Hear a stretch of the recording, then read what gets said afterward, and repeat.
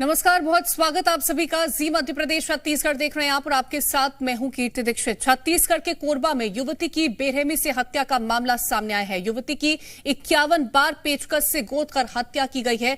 हत्या का आरोपी शहबाज खान है और अब इस पूरे मामले पर सियासत भी गर्मा गई है। विश्व हिंदू परिषद ने इस मामले पर कहा कि एक और बेटी लव जिहाद की शिकार हो गई। विप ने छत्तीसगढ़ सरकार से आरोपी को फांसी देने की मांग की है।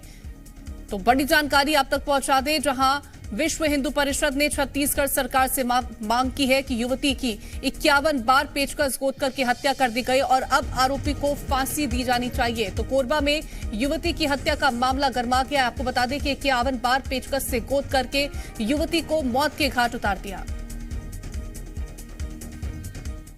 ऐसा था कि जैसे उस जिहादी का पता लगा कि मुसलमान है, उसने उससे बात करना बंद कर दिया। क्या ऐसी की सजा मिलेगी? और वो जो सेकुलरिज्म की बात करने वाले लोग हैं, जिहादियों का साथ देने वाले लोग हैं, क्या इस पे चुप रहेंगे? क्या मुख्यमंत्री इस हत्यारे को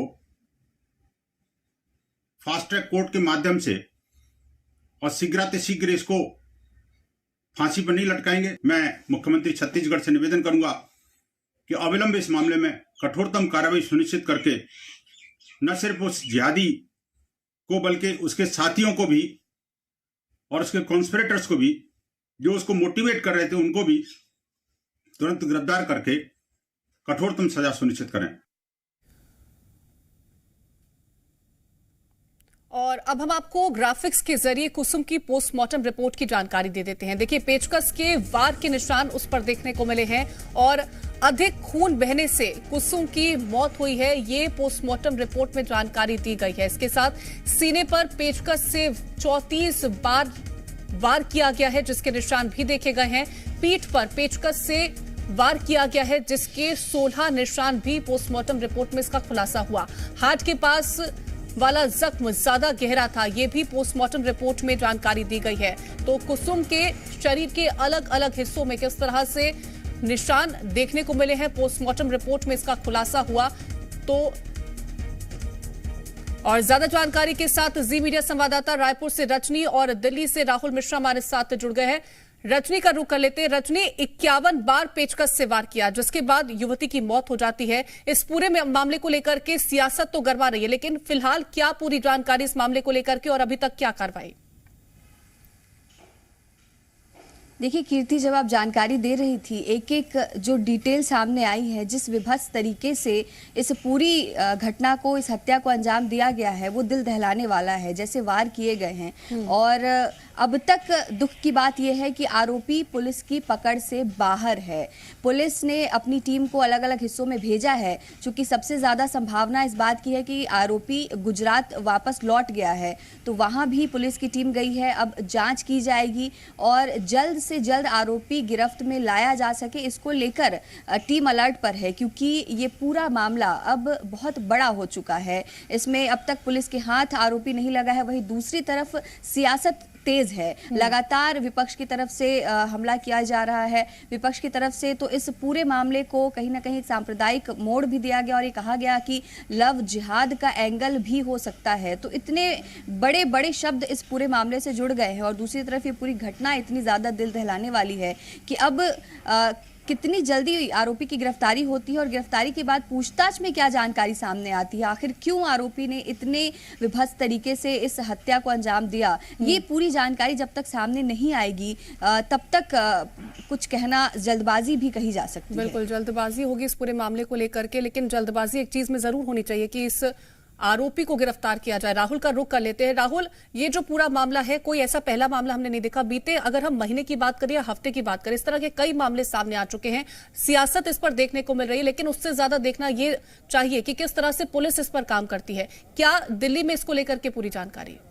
और देखिए कीर्ति, क्योंकि अब राजनीतिक गलियारे में इसको लेकर के और हंगामा कहीं ना कहीं बरपा है और यही कारण है कि अब विश्व हिंदू परिषद ने भी इसमें कहीं ना कहीं कदम रखा है और विश्व हिंदू परिषद की तरफ से भी ये मांग की जा रही है कि जल्द से जल्द इसके ऊपर कार्रवाई हो और जो आरोपी है उसको सजा तुरंत से तुरंत सजा दिया जाए और यहाँ पे फांसी की दी जाए। यहाँ क्योंकि विपक्ष यदि खासतौर पर यदि भाजपा की यदि बात किया जाए, भाजपा क्योंकि पूरी तरीके से हमलावर है, छत्तीसगढ़ सरकार को घेरने की कवायद में लगी हुई है और साथ में ये दूसरी जो राजनीतिक पार्टियां भी हैं उनको वो भी कहीं ना कहीं इसको बुनाने के चक्कर में पड़ी हुई हैं। लेकिन सबसे बड़ी चीज है कि राजनीति तो अलग है, इसमें एक चीज जरूर है कि आखिर में जो आरोपी है, जो इस तरीके का बार्बरिक इंसिडेंट जिसने किया है उसकी गिरफ्तारी और उसके साथ साथ में उसको किस तरीके से सजा मिलती है ये देखना जरूरी होगा। त्वरित सजा यहाँ पर मिले क्योंकि कई घटनाएं, आपने सही कहा कि घटनाएं यहाँ पर कई देखने को मिली हैं और उन घटनाओं के बाद आखिर में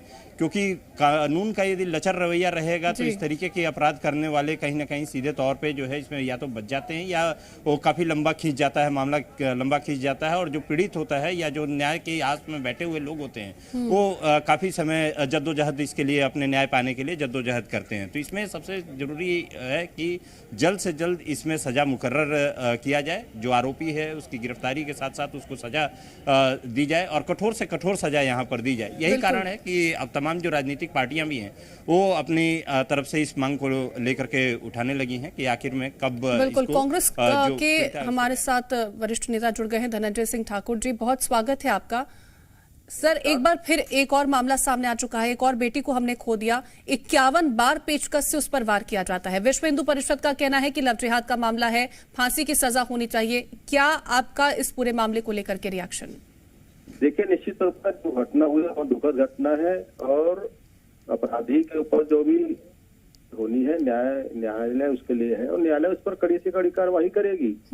और एक दुखद घटना हुई है और पूरी तरीके से प्रशासन उस अपराधी को पकड़ने के लिए काम किया और अगर प्रशासन के पास ऐसे पूर्व में सूचना आ जाती कि इस प्रकार कुछ है तो प्रशासन कार्रवाई भी करती, लेकिन सजा देने का काम न्यायालय का है। सजा उसमें न्यायालय देगी, जो भी सजा उसके कड़ी से कड़ी सजा की मांग हम न्यायालय से करते हैं। बिल्कुल, लेकिन क्या हर बार ये कह देना कि कड़ी से कड़ी कार्रवाई की जाएगी, क्या इससे यहाँ पर रोक लग जाएगी इस पूरे मामले को लेकर के? क्योंकि लगातार कई ऐसे मामले हम देख रहे हैं, एक दो मामले नहीं है, बीते महीनों की अगर हम बात कर ले तो हम गिन सकते हैं, इस तरह से मामले लगातार सामने आ रहे हैं। क्यों कोई नजीर पेश नहीं की जा सकती ताकि बेटियों को हम सुरक्षित बचा सकें?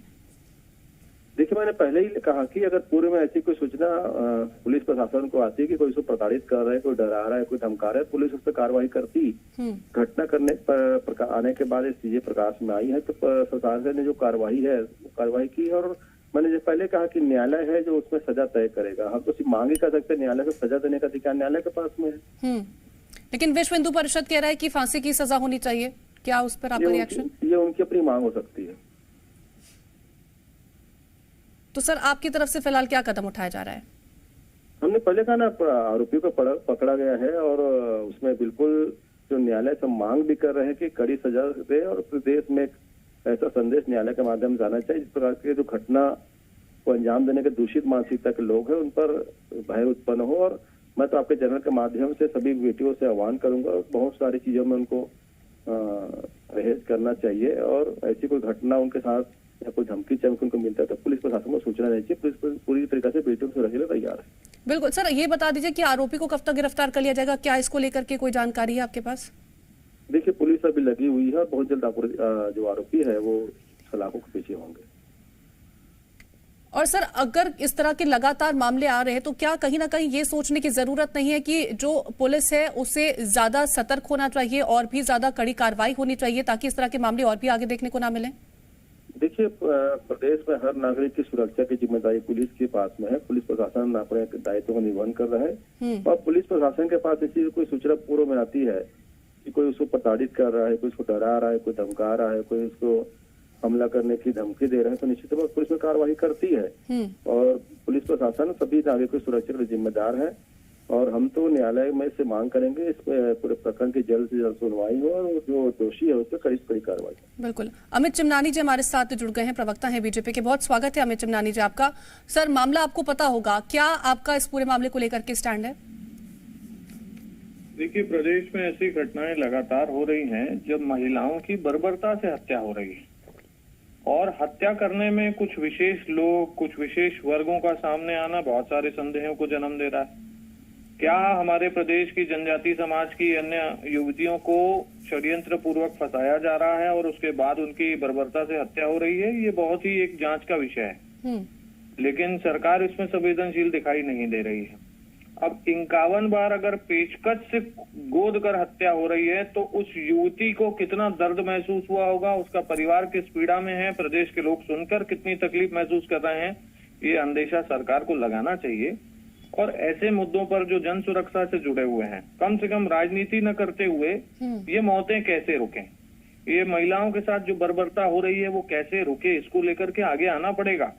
और इस घटना की जितनी निंदा की जाए कम है। और सरकार फिर से जान बचाने में फेलियर हो गई है।